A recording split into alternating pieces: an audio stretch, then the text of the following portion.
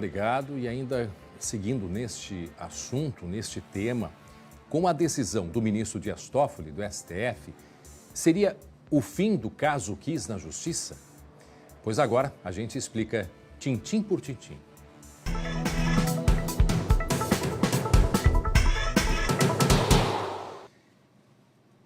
E para nos ajudar a entender por que este processo é tão complexo, nós vamos conversar agora com o advogado, criminalista e professor, Dr. Aury Lopes Júnior.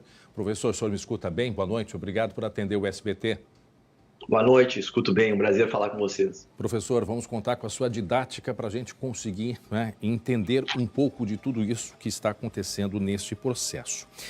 A partir do reconhecimento, ou seja, que o ministro Dias Toffoli diz que sim, o júri é válido.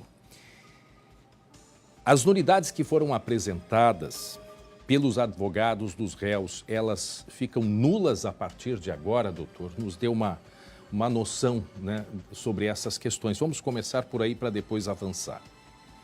Bom, vamos lá. Primeira premissa, nada acabou e ainda estamos longe do fim.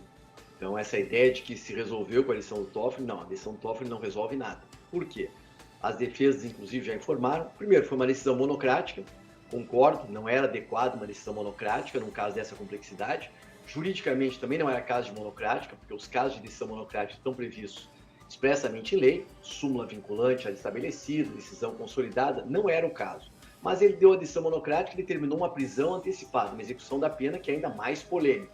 Só que agora, com os agravos, ou seja, as defesas vão recorrer, isso faz com que o caso ainda tenha que ser julgado pelo órgão colegiado. Agora o ministro Toffoli é que vai decidir se ele vai levar isso para a segunda turma do Supremo, que é ele e mais 4 ministros, ou se ele vai levar para o plenário do Supremo, que aí são 11 ministros, certo? E só então nós vamos saber se a decisão do Toffoli vai ser mantida ou não, porque ela pode ser derrubada. Bom, uma vez vamos partir da hipótese que a decisão seja mantida. Vamos imaginar que a turma ou o pleno do Supremo diga o Toffoli tem razão e o júri vale. Resolveu o problema? Muito longe de resolver o problema. Por quê? Neste caso, volta para o TJ do Rio Grande do Sul, porque uma coisa que as pessoas precisam entender é que o Tribunal de Justiça do Rio Grande do Sul, quando julgou a apelação, ele não julgou toda a apelação e nem caberia julgar toda a apelação. Porque, juridicamente, a apelação ela tem, digamos que, duas partes. Uma parte inicial, que são as questões de forma, preliminares, onde está a nulidade. Nesse ponto, o Tribunal de Justiça, por 2-1, diz o júri é nulo. Como eles entenderam que o júri é nulo, eles não entram no resto das questões discutidas no recurso. Doutor, só para a gente deixar claro, quando o senhor fala na apelação, seria após o julgamento, os advogados de defesa entraram com a apelação com, eu acho que pelo menos eram 4 itens. Mais. São mais itens, né? Mais, tá. Bem mais. Então, essa apelação são esses itens. É verdade, são cerca de 10 a 14, alguma coisa assim. 10 a 14. Tem algumas oscilam, algumas defesas Sim. eram 9, 10, 8. Mas vamos então recapitular. Julgamento no Tribunal do Júri, réus condenados. Dali, a defesa recorre para o Tribunal de Justiça. Apelação. Aqui, por 2-1, o Tribunal de Justiça diz o júri é nulo. Houve violação de forma. Aí o Ministério Público recorre para o STJ. Aí o Ministério Público, que não se conformou, recorre para o STJ dizendo, opa, o júri vale, o TJ errou. Vamos dizer assim, de uma maneira simples, o TJ errou. Lá no STJ em Brasília, por 4-1, o STJ diz, o júri é nulo. E o TJ do Rio Grande do Sul está correto, o júri é nulo. O Ministério Público recorre para o Supremo. E aí o Toffoli monocraticamente diz, o júri vale. Agora, essa questão, doutor Aury, para o senhor nos explicar, porque aí envolve a questão da insegurança jurídica. Eu lhe pergunto, pelo que disseram, né, vários especialistas, os próprios advogados dos réus, essa decisão chamada monocrática, ou seja, um ministro, Dias Toffoli, decidiu, né? Dentro do rito processual, né, de todas aquelas escalas da Justiça, STF, é uma decisão normal, comum? Ela segue a lei? Eu diria o seguinte, no meu entendimento, não foi uma decisão adequada. Não só não era adequado se decidir monocraticamente, porque juridicamente não era um caso, no meu entendimento, de decisão monocrática, como também não era adequado monocraticamente se resolver assim um caso tão complexo e tão sensível. O ministro poderia ter evitado essa polêmica toda se tivesse, ao invés de decidido monocraticamente, já levado direto para a turma, que Sim. é o normal e recorrente, e então uma decisão colegiada. Se ele tivesse feito isso, já teria abreviado essa insegurança, sabe, de agravo, será que vão manter ou não? E outra coisa, a execução antecipada dessas penas é polêmica. Nós temos uma discussão muito grande, para mim, absolutamente inconstitucional. As pessoas precisam entender o seguinte: a regra no Brasil, no sistema democrático, é que as pessoas sejam julgadas e possam recorrer em liberdade. Eu posso prender alguém antes do trânsito em julgado? Posso, desde que eu tenha uma necessidade cautelar. Ah, não, a pessoa é perigosa, vai fugir, está ameaçando testemunhas, você pode prender, prisão preventiva. Agora, você prender automaticamente enquanto não transitou em julgado, isso é inconstitucional. A presunção de inocência não permite que você faça isso. Mas esse julgamento, doutor, esse julgamento do ministro Dias Toffoli, ele estava previsto, já que teria uma reunião na semana que vem com os advogados de defesa, isso tem uma agenda? Tem. Normalmente, tanto nós, advogados de defesa, como às vezes o Ministério Público, se pede isso é normal e recorrente, uma audiência com o ministro, para quê? Para explicar o caso antes do julgamento, isso é normal e recorrente. Às vezes, somos surpreendidos com esse tipo de situação, não é comum de você agendar, o ministro aceitar o compromisso, olha, vou te receber semana que vem. Não, eu não me refiro com relação à agenda da reunião, eu digo com relação à decisão do ministro. Sim, então, ele decidir antes de uma reunião que ele mesmo agendou, sim.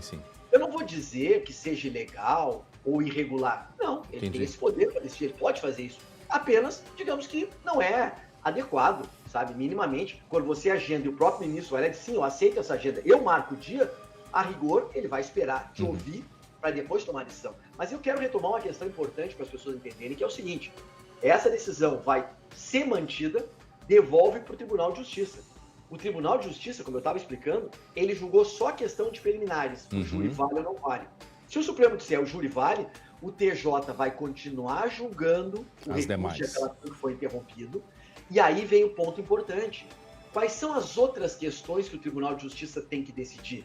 Primeiro, se ele vai manter ou não as penas, porque ele pode reduzir a pena, mas principalmente as defesas alegaram que a decisão do júri foi manifestamente contrária à prova dos autos. Por quê? Porque a grande questão desse processo é: foi dolo eventual ou foi um crime culposo? As defesas sustentam que condenar por crime doloso é contra a prova dos autos. Agora eu vou fazer um exercício hipotético. Se o Tribunal de Justiça, continuando esse julgamento, disser: eu também entendo que a decisão de condenar por crime doloso é contrária à prova dos autos, o Tribunal de Justiça pode decidir assim? Pode. É um poder que ele tem. O que vai acontecer? A rigor, o Tribunal de Justiça vai mandar novo júri. Não um novo júri porque o anterior foi nulo, mas um novo júri porque o tribunal está entendendo que a decisão foi contra a prova dos autos. Vejam, esse júri vai sair rápido? Não. Por quê? Porque provavelmente o Ministério Público vai recorrer para Brasília, para a STJ, onde vai ter que se discutir se pode isso ou se não pode. Então, o que eu quero dizer é: estamos longe de uma decisão final. E outra, é um grande erro manter essas pessoas presas sem uma necessidade.